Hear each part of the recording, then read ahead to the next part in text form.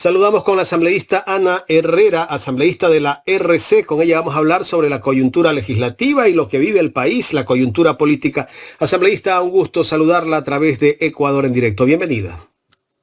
¿Cómo está? Buenos días. Gracias por la invitación. Un gusto siempre poder compartir con ustedes, poder conversar con ustedes. Así que un agradecimiento y un saludo cariñoso para todos los que nos siguen a través del medio. Gracias, asambleísta. Bueno, justamente hace un momento hacíamos un comentario de lo que está pasando acá en Guayas respecto a la alza de los precios de los productos que vienen de la sierra, la papa y muchos otros productos más. La intendenta de Guayas nos decía en una entrevista que ha dado a RTS que las cosas en vez de subir han bajado, pero la realidad es otra. Yo no sé en qué mundo viven muchos funcionarios del gobierno. Nos dicen que la papa está a 40 centavos, pero ella desde un mercado nos mentía o le está mintiendo a la gente que la papa está a 29 centavos. ¿Qué lectura darle a todo lo que está viviendo el país? Yo entiendo que una vez que se subió el precio del diésel en el Ecuador, muchos de los que trasladan o que se dedican al transporte desde la sierra hacia la costa o viceversa, de ley van a tener que subir el precio del flete porque le subió el precio del diésel. ¿Qué lectura darle? ¿Por qué mucha gente, funcionarios del gobierno, asambleísta, salen a mentirle a la gente, a decirles que las cosas están más baratas? Lo que pasa es que esos funcionarios del gobierno creo que nunca en su vida han salido a un mercado a hacer compras, pues no, siempre van al supermercado y lo compran ahí y no saben en realidad cuál es el precio real de las cosas, ¿no? Creo que esa no es más que la respuesta o el reflejo de la desconexión que tiene este gobierno con la realidad que vive el país, con las necesidades que tiene el país, con el día a día de la gente, ¿no? Entonces ahí uno ve reflejado como esa desconexión y luego se preguntan por qué la gente protesta, por qué la gente se queja, luego se preguntan por qué la gente está molesta y por qué está mostrando su indignación ante un gobierno que ha sido absolutamente indolente, ante un gobierno que no ha sabido dar respuestas de las necesidades más básicas que tiene la gente.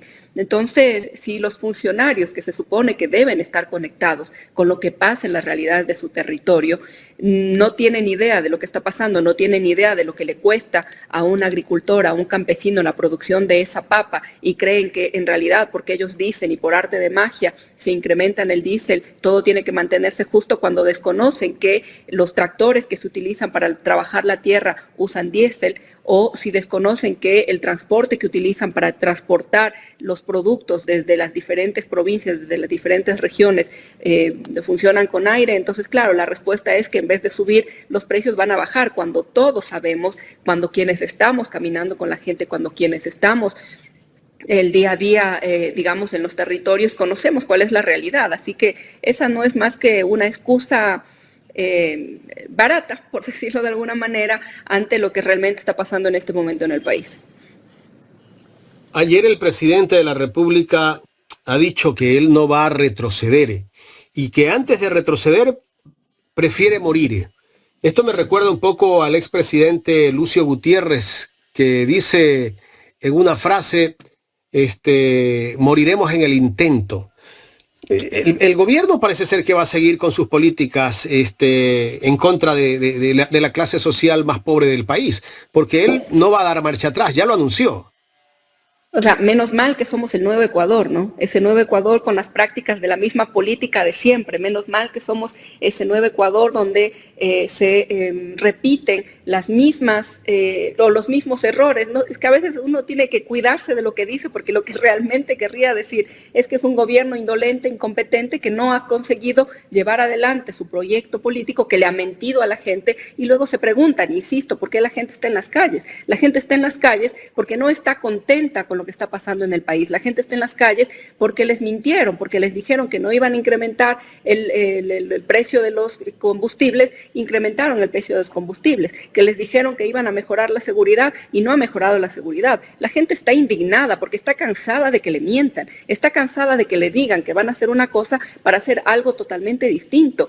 La indignación de la gente es la respuesta no solamente al incremento del diésel, esa ha sido como la gota, por decirlo de alguna manera, que derramó el vaso. Ese descontento es el descontento por la precariedad que hay en el sistema de salud, porque la gente está harta de hacer filas 3, 4, 5, 6 horas desde la madrugada para ver si la atienden o le dan un turno, para que luego le digan que tiene que ir a comprar todas las medicinas. La gente está harta de tener que mendigar para su salud. Está harta de que la atención en educación, que la atención en vialidad, que la inseguridad haya incrementado, que los índices de pobreza hayan incrementado. Estamos en uno de los semestres más violentos de la historia del Ecuador y ya llevan 2 años en el gobierno, 2 años en los que no han sido capaces de hacer absolutamente nada, 2 años en los que nos llevan mintiendo, diciendo que se incrementa el IVA 3 puntos para mejorar la inseguridad y hemos visto que eso no ha ocurrido. 2 años en los que nos han tenido aprobando leyes económicas urgentes que no sirven para resolver absolutamente nada, pero diciéndonos que van a ser para mejorar los índices de inseguridad, de desempleo y demás. Así que yo creo que es momento de que el gobierno empiece a dar resultados de todo lo que ha ofrecido y ha tenido tiempo suficiente para poder llevar adelante su proyecto de gobierno, su plan de trabajo, lo que fuese. Y lo que la gente está exigiendo ahora no es capricho, la gente está exigiendo resultados para los problemas que está teniendo. La gente ya no quiere ofertas, la gente ya no quiere que le digan, ¿sabe qué vamos a hacer? La gente quiere resultados, quiere saber cómo las políticas que está aplicando el Ejecutivo, se están aplicando desde el gobierno, van de verdad, en lo real, en lo práctico, en lo cotidiano, a ayudarles a resolver los problemas que tienen. Porque el discurso y la retórica y esto de envalentonarse y decir primero muerto antes que rendirme, o decir que aquí vamos a luchar contra los narcoterroristas y no sé qué, y luego empezar a radicalizarse de la manera en la que está haciendo y que termina siendo una provocación para esa ciudadanía que ya de por sí está molesta, lo único que hace es subir o elevar más las tensiones y elevar más los ánimos en esta coyuntura que ya es difícil, ¿no? En esta coyuntura de confrontación. Y lo único que está haciendo con esa actitud es lograr polarizar aún más el descontento de la gente y él solo está logrando que esto vaya incrementando y no hace falta ahí que nadie le ayude, él solito sabe cómo hacer que la gente se moleste y cómo hacer que la gente muestre su descontento y ese es el resultado, como digo, de la inoperancia del gobierno durante todos estos meses. En el tema de los supuestos miembros del Tren de Aragua, que los vincula el presidente de la República a las protestas que se están dando en nuestro país. Esto me parece ya un poco al gobierno de Guillermo Lasso, que también salía a descalificar a los que participaron de las protestas del 2022. Él también salía a decir que los narcopolíticos los que estaban participando de las protestas eran terroristas y narcopolíticos. Pero hay que recordar también, asambleísta, que en la campaña electoral de este año, el presidente de la República o los que forman parte del buró o del gobierno nacional, tuvieron gente de Venezuela también que participaban en la campaña electoral del presidente Daniel Noboa. Ahora nos sale el presidente Daniel Noboa a decir que 2 personas vinculadas al Tren de Aragua forman parte de las protestas. ¿Qué lectura darle a todo lo que estamos viendo de parte de este gobierno? Mismo libreto, mismo discurso que los gobiernos anteriores, que sus predecesores. Recordemos que ya antes, a lo que usted hacía mención, no podemos olvidarnos que había además un amplio reportaje respecto de la detención de algunos ciudadanos que estaban transportando dinero en efectivo que supuestamente iba a ser utilizado en las protestas que hubo en el 2019, en el 2021 y demás. Y luego todo esto no se pudo probar, ¿no? Al final quedó en una investigación y en un relato armado y en un relato montado respecto de.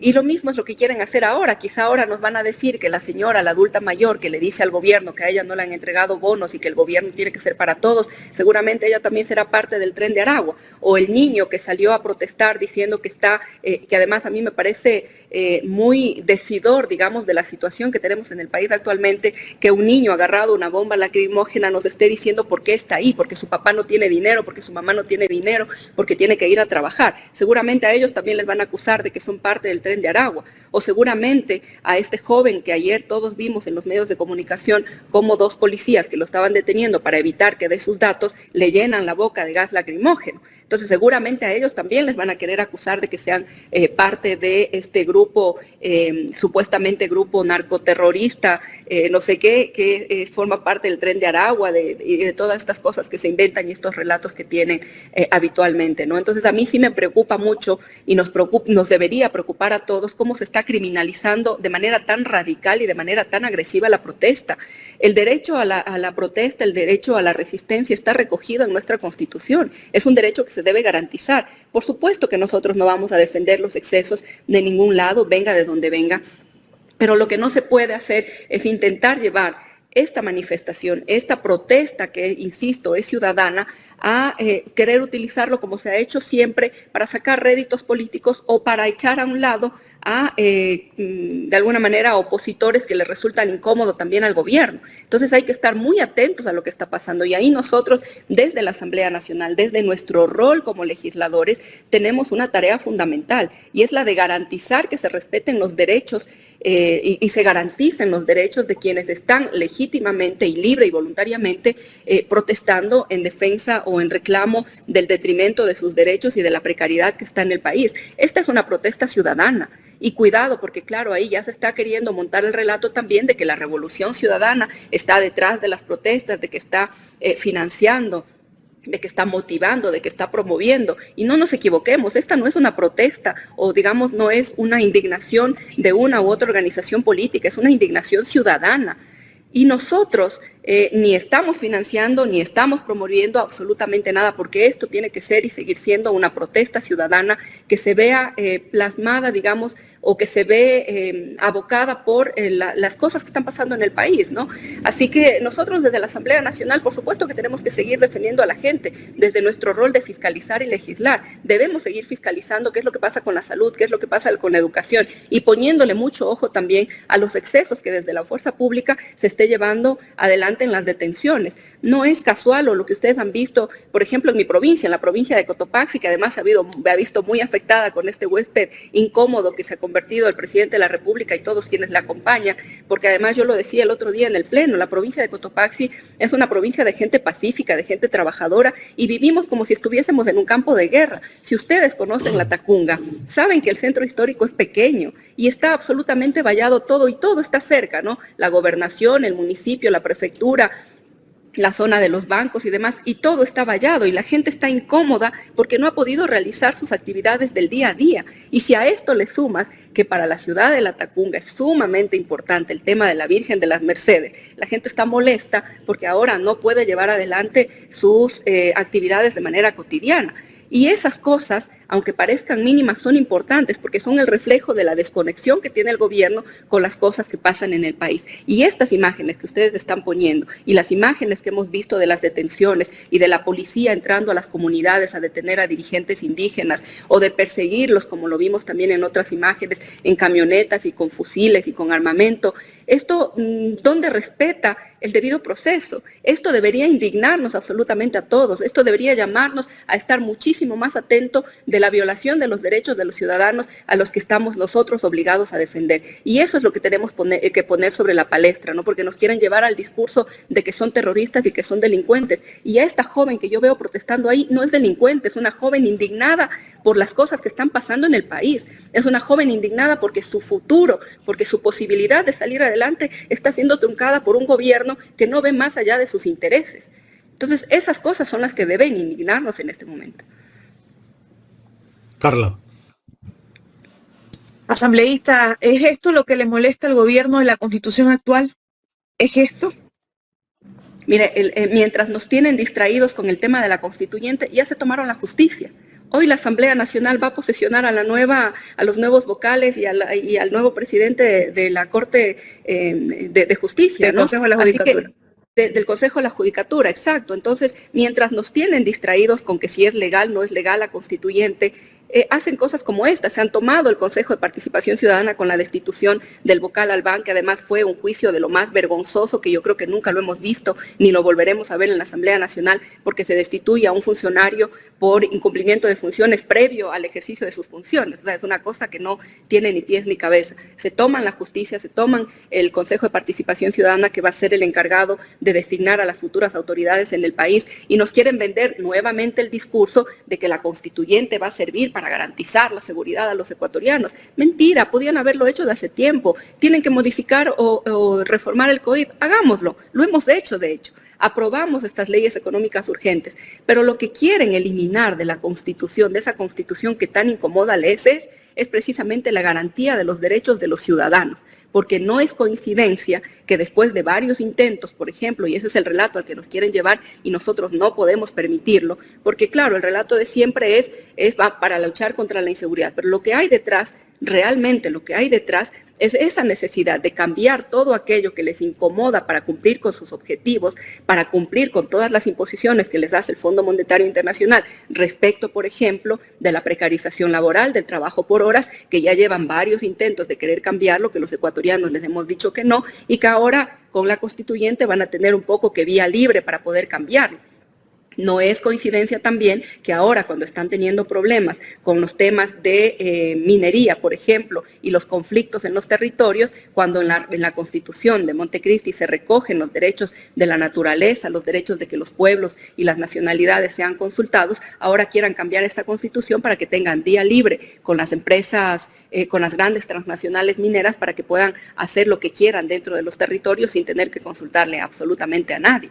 Y hay que ponerle mucho ojo, porque eso es lo que quieren quitar, esa Constitución que garantiza derechos, que tiene pesos y contrapesos para el control propio del Estado, que tiene independencia, que pretende garantizar independencia de funciones desde el Estado. Así que eso es lo que tenemos que cuidar, porque mientras nos llevan al relato de que hace falta la constituyente, insisto, ya se tomaron la justicia, ya se tomaron el Consejo de Participación Ciudadana, y también no nos olvidemos, el día viernes está convocado el Pleno en la Asamblea Nacional para tratar la aprobación de la última económica urgente, que lo que busca es privatizar el IES y el BIES, y que lo que busca es vender, dentro de la ley, poder promover el que se pueda vender la cartera del BIES y con esto perjudicar a cientos de ecuatorianos. Entonces, no nos dejemos distraer, cada uno tiene que estar en el rol que le corresponde, y nosotros desde la Asamblea Nacional tenemos que seguir levantando nuestra voz en defensa de los ciudadanos. No es en vano, Carla, que nos quieran sancionar a 45 legisladores por habernos levantado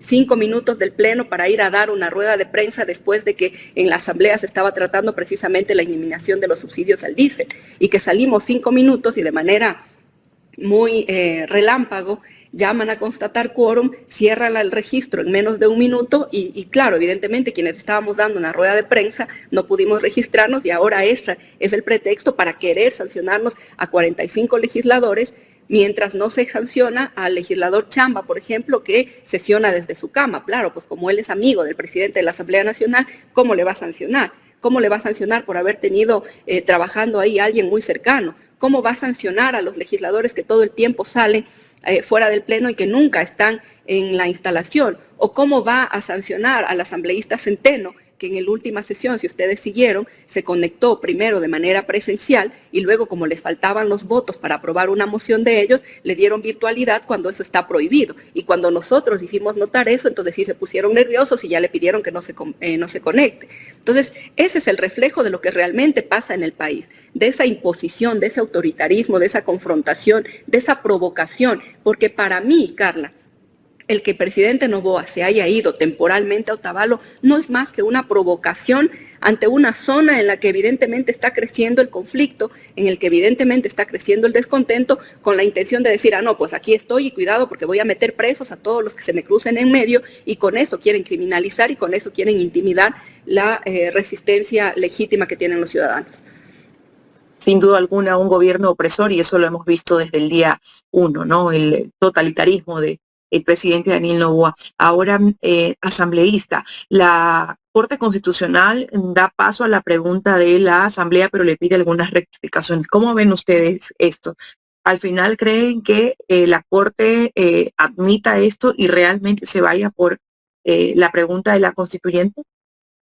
Mire, yo creo que la línea está trazada, ¿no? Que el libreto estaba trazado y que se está llevando adelante lo que decía el libreto que iba a pasar. No es habitual que la Corte vaya resolviendo como por partes, ¿no? Primero le digo que sí, le doy paso a la vía, ahora le digo que tiene que rectificar esto para poder avanzar. Es evidente y es obvio que le van a dar paso a la constituyente. Ahora será la gente en las urnas la que le diga si está de acuerdo o no está de acuerdo, si le respalda o no le respalda, digamos.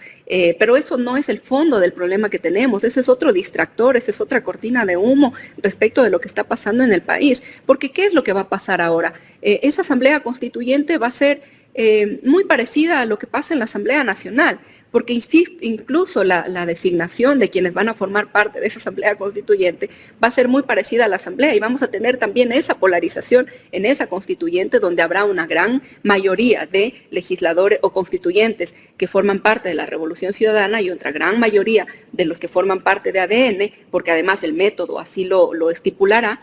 Entonces, ¿qué vamos a hacer? ¿Cómo vamos a lograr ponernos de acuerdo? ¿Cómo vamos a definir quiénes van a ser los constituyentes? O sea, es como generar otro escenario también para confrontación y no para resolver los conflictos que tienen. Ojalá y la intención de hacer una nueva constituyente fuera mejorarla, pero no quieren mejorarla, quieren destrozarla y quieren hacer ellos sí una constitución a la medida de las necesidades que tienen en este momento para satisfacer sus propios intereses e, insisto, para darle gusto al Fondo Monetario Internacional, que les ha puesto algunas condiciones y ellos, como niños obedientes, ahí sí están haciendo de manera muy prolija todo lo que se les ha pedido. Pero insisto, esto no va a resolver el problema que tengamos o que tenemos nosotros en este momento en el país, y no queda claro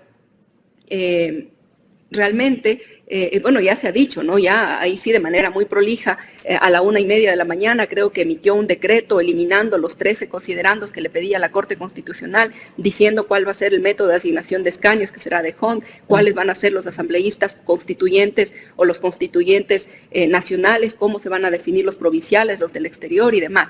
Así que creo que esto está marcado de alguna manera, ¿no? O sea, insisto, el guión si para ustedes está marcado, significa entonces, asambleísta, que ustedes se preparan para hacer campaña por el no.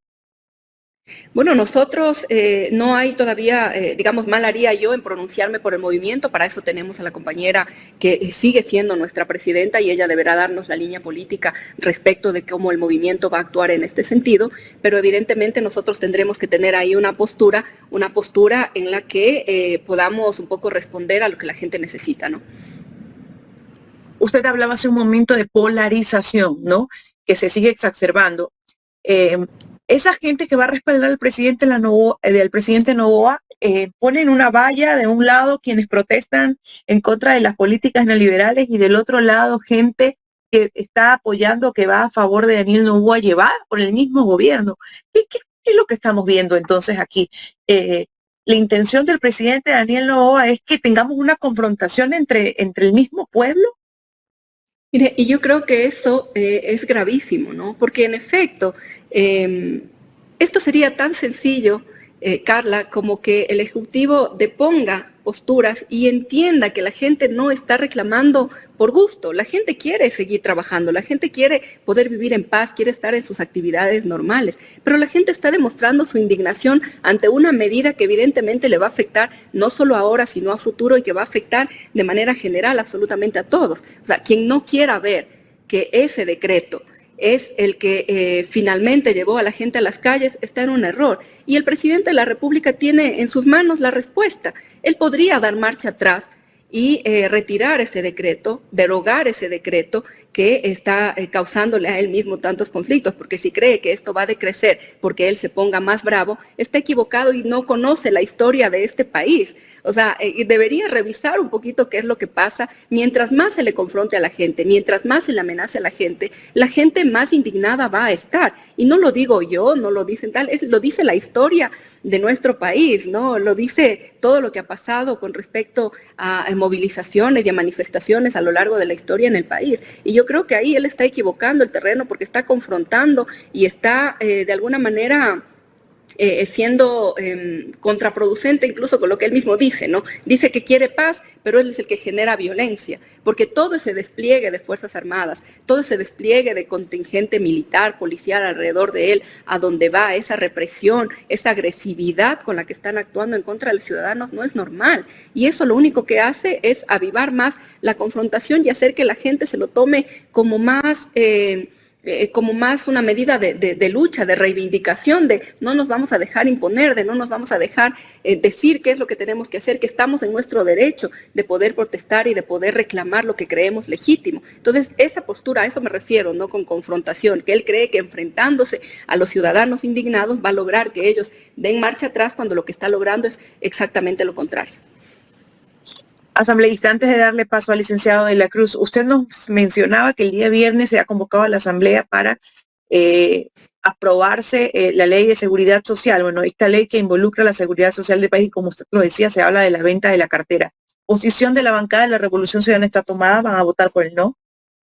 Nosotros vamos a votar en contra de este proyecto de ley, de este económico urgente. Esa es una posición que nosotros tomamos desde el día 1 en el que recibimos ese proyecto de ley, lo revisamos y vimos que la intención única que tiene, por más que lo quieran disfrazar de cualquier manera, es la privatización del IES y el BIES, y es todavía muchísimo más peligroso. Así que a pesar de que nosotros hemos hecho nuestro trabajo, hemos participado en la comisión, no se ha posibilitado, no se ha dado trámite porque ha habido también mucho maltrato dentro, igual que pasa en la Asamblea, ¿no? Dentro de la comisión, cerrándoles micrófonos a legisladores y legisladoras para que puedan intervenir, no dando paso a las comisiones generales de los representantes de los jubilados, de los representantes del seguro campesino, de representantes de distintos sectores, no se les permite, mientras, claro, ellos sí llevan a quienes defienden la ley, ¿no?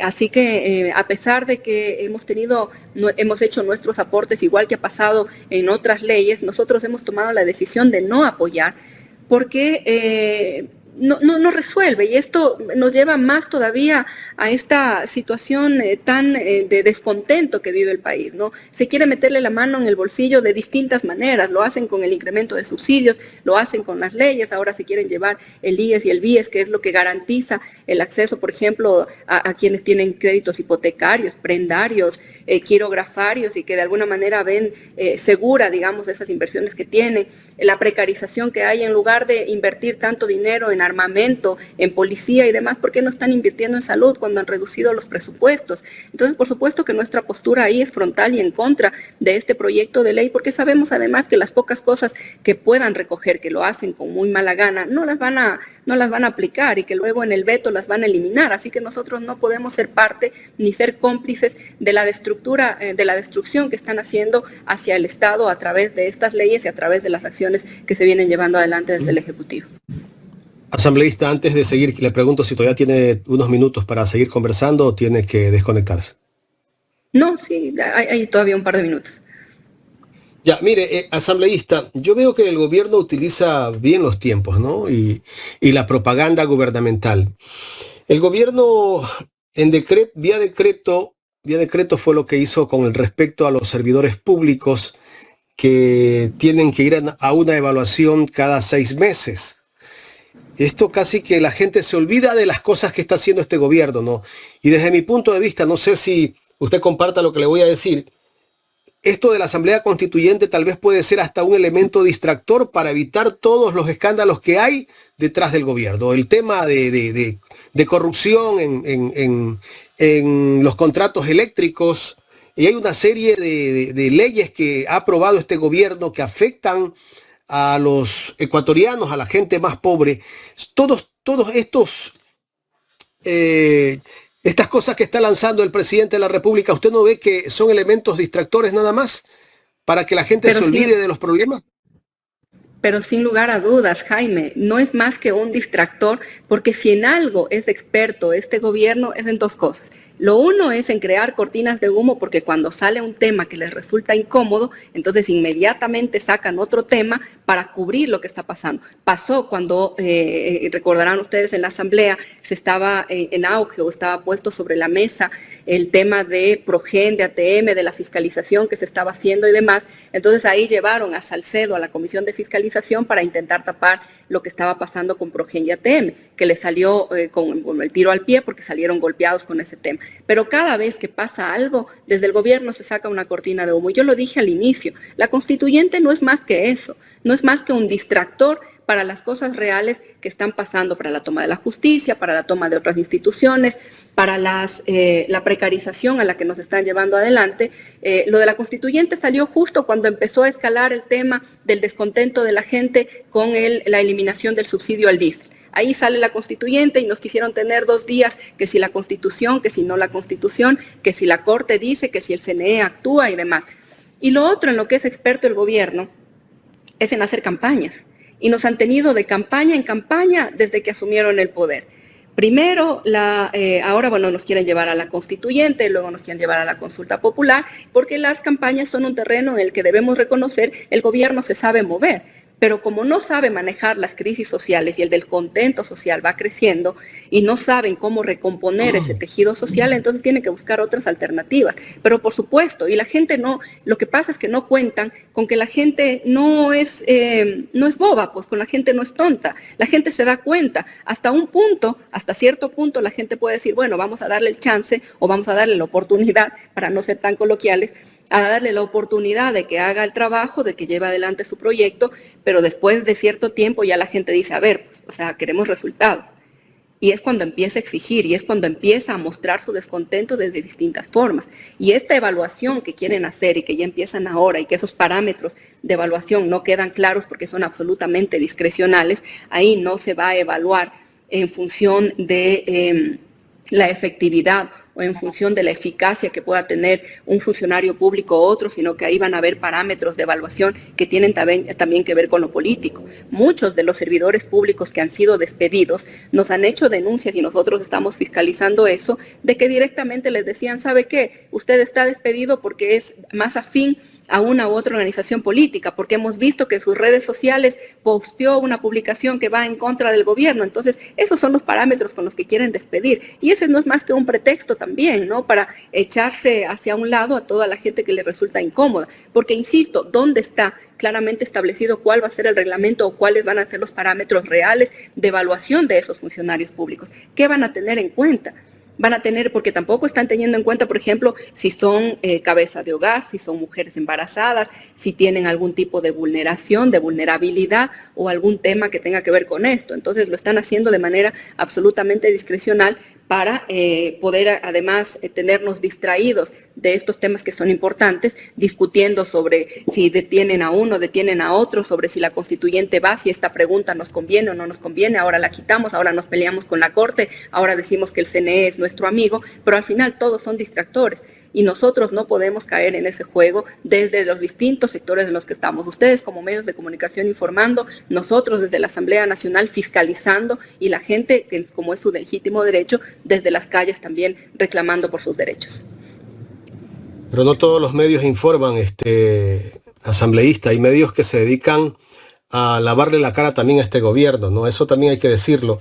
Y aparte, pero sí hay medios responsables, Jaime, que son responsables con la ciudadanía y que son responsables de ponerle o de informarle a la gente lo que realmente está pasando. No podemos, es verdad que hay un cerco mediático enorme alrededor del gobierno, que están pagados para hacerle campaña a favor y para decir que todo está perfecto, pero también hay medios serios, también hay medios independientes, también hay medios responsables, no con uno u otro funcionario, responsables con la ciudadanía y con su labor periodístico. Así que con medios como ustedes, es con quienes debemos informar a la ciudadanía de lo que realmente está pasando en el país.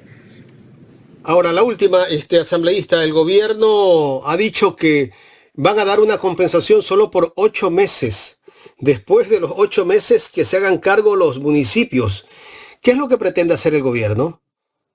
Municipios que además no tienen recursos, a los que no se les han asignado recursos, que están pendientes de pago de sus asignaciones, municipios que no pueden hacer obra pública, que no pueden llevar adelante proyectos de infraestructura, que no tienen servicios básicos, que muchos de ellos están debiendo incluso a sus propios funcionarios. A ellos les quieren endilgar ahora la responsabilidad de los subsidios. Y esto es una muestra más de que no lo planificaron, de que no hacen las cosas bien. Y también eso nosotros vamos a fiscalizar, porque ¿de dónde están sacando el dinero para entregar estos subsidios, para entregar los bonos, para intentar comprar conciencias, para intentar parar las movilizaciones? ¿Qué va a pasar cuando esto se calme?